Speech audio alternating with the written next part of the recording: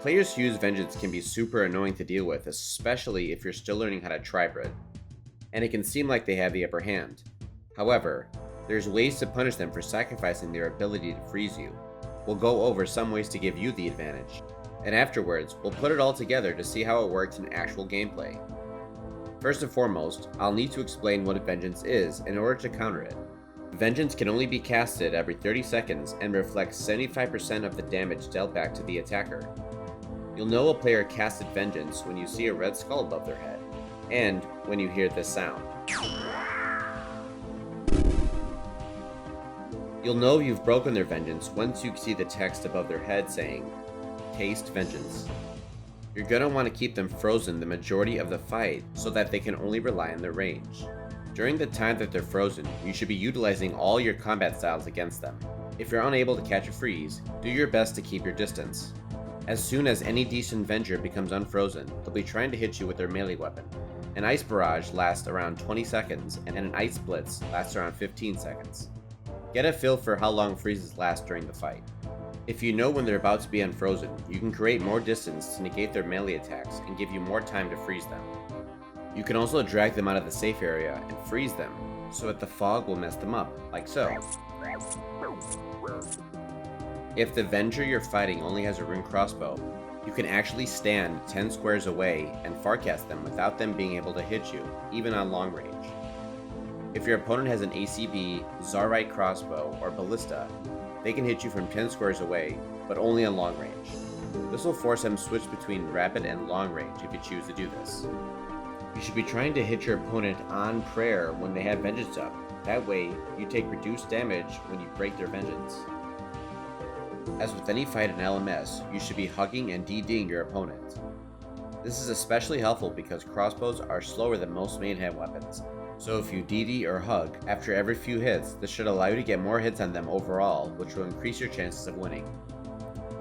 With all that in mind, let's take a look at a few fights I've had and break down what I'm doing in order to secure the win. I spot Skidler's Mon and open with a barrage. I splash, so I follow up with a bolt. I go for a claw spec to see how quickly he gets his prayer up. He gets it up at the last second, telling me he's not too reactive with his prayers. Since he's still unfrozen, my first priority is to get a freeze on him. As I'm running away, I see his AGS, so I pray melee in case I splash. He's still praying mage, so I immediately go for a melee with my rapier. At this point, since he's frozen, I try to do as much damage as possible by hitting him off prayer. I see a free upgrade, so I go ahead and grab it. He casts Vengeance and he's about to be unfrozen here, so I can expect a melee attack from him. I get my melee prayer on, and I respond with a claw spec, but he survives with a sliver of health.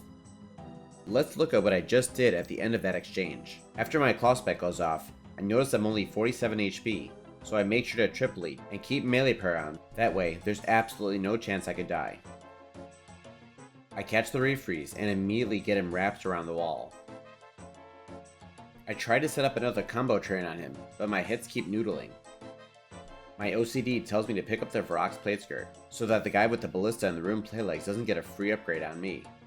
Even though my hits are barely doing any damage to him, look at all the free hits I'm getting because I have him wrapped around the wall. He would have benefited more from hitting me with his whip here instead of his DH because he was nearly at full HP. I catch another freeze, and we're in the same situation as we were before. I see him venge as my mage attack lands, so I decide to drink a brew so I can keep dealing damage and keep my HP high. This is the spot you don't want to be in if you're a Venger. All I can do here is eat and hope I hit zeros as I pile the damage on. He becomes unfrozen and I expect a melee attack here, but because he's still trying to play catch up, all he can really do here is bolt me. I drop the upgrades and make my way north. I run at my opponent to prompt him to pray melee, and it works. I know he's going to become unfrozen soon, so I prepare myself by eating up and turning on Player Online and Entity Hider. I make sure to get a Blood Barrage in before he becomes unfrozen. And sure enough, there's his AGS. I run away to try to refreeze him. I manage to get my tanker on before he can get the spec off, resulting in a 0. I throw a couple rapiers into him and back away to get the freeze. At this point he's not eating, which tells me he's probably out of food. All I have to do now is to deal damage from a distance, and I should have this in the bag. He throws on his DH, but I know he's still frozen, so it doesn't faze me.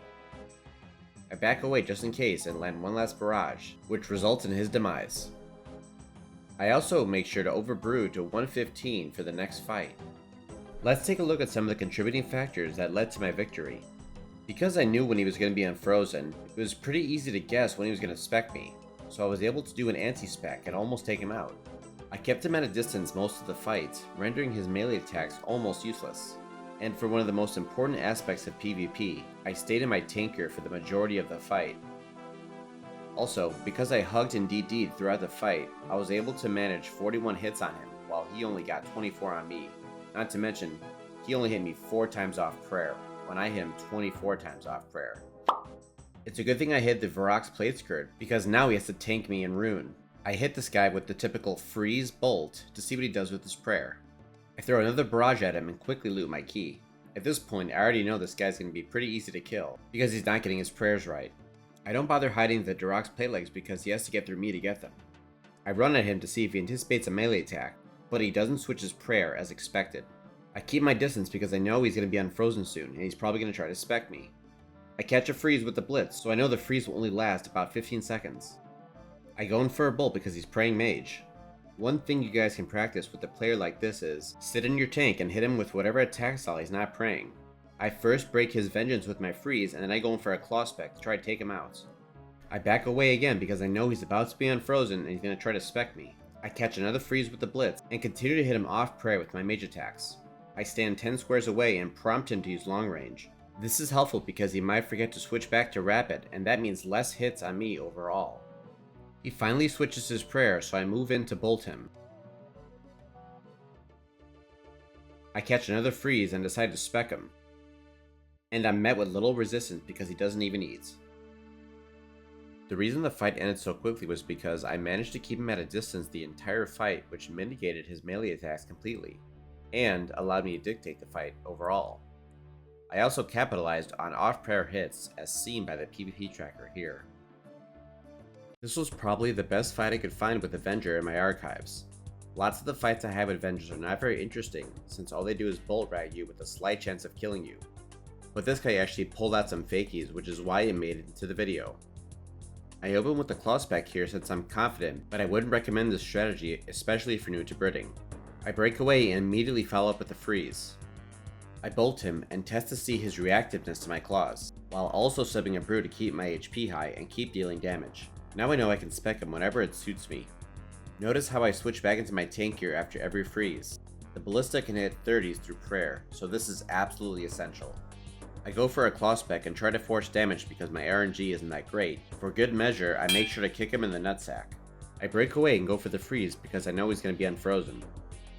If you're my opponent in this moment, you should keep your staff and shield for times like this when you have to eat. But instead, he decides to just tank me with his ballista out and take unnecessary damage. Also, take notice of the PvP tracker. I've hit him almost double the amount of times he's hit me. You want to capitalize on this advantage to give yourself the best odds of winning. I keep going for barrages off prayer, and I max at 42 bolt, so I run at him to prompt him to pray melee so I can get a free hit. I make sure to throw a whip into him since he hasn't prayed melee much this fight. Once again, his freeze is about to expire, so I create distance between us to get ready for him to run at me. He fakes the AGS and goes in for a ballista instead. I respond with an Elder Maul, which could have easily killed him here. I catch the freeze and end his attempt to do a truckload of damage on me. Let's go over a hypothetical. He could have really put me in a bad spot here if he hit high with his ballista. He nearly maxed here with his AGS. If that ballista was to say hit a 50, even after a double eat, he still hits a 40 AGS through prayer, and I would have been around 20 HP. And if I would have splashed that freeze, best case scenario, I end up eating a bunch of my food trying to recover. Anyways, I DD under him to regain my footing. I step out to blood barrage him, but I get punished by his vengeance. I notice the tide of battle starting to turn, so I take this moment to heal up. I see he's praying mage, so I go to bolt him off prayer, and at this moment, I see that he's out of food. So I elect to apply the quickest DPS I have, which is my whip. He attempts to make something happen, but doesn't end up getting the chance. Thanks for checking out my video. If you learned something or this video has helped you in any way, let me know in the comments. Thanks for all the support and have a great day.